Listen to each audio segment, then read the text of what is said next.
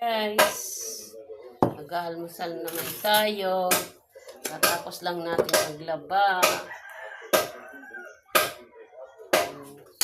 Papa, mauwi si Tutoy?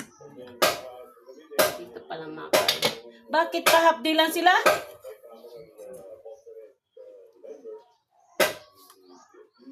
Uy, pala yung aking bunso. Magpunta naman.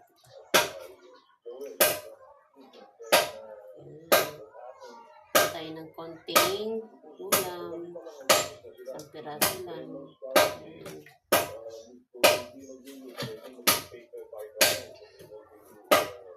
Ayan guys, ito ang ulam namin. No? Ano ng manok? Tulo. Ayan. Suspension po sir, hindi po reduction ng excise tax, Senator Tito sir. Ano muna tayong tubig?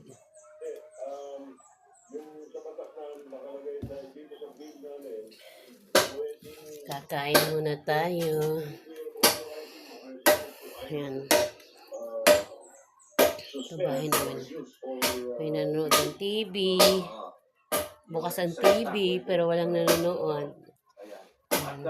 Tapos na pala nga ni ako guys maglaba. Patapos ko lang maglaba guys. Ito yung aking nilaban. Yan. Yan. Andun naman yung mga nilaban ko guys.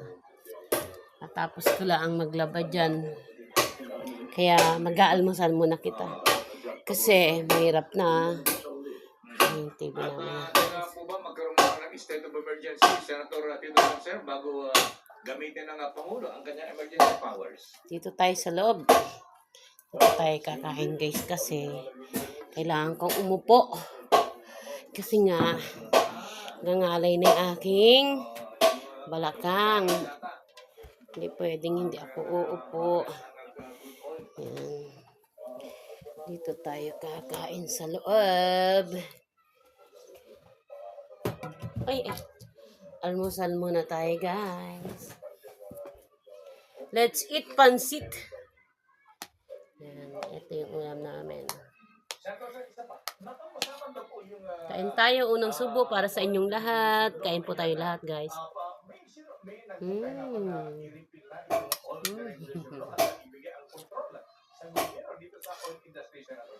Kaunting ulam lang. Sarap na sa kanin. Kain po muna ako. Bye-bye po sa inyong lahat. Mama, I love you. Mahal ko po kayong lahat. Bye.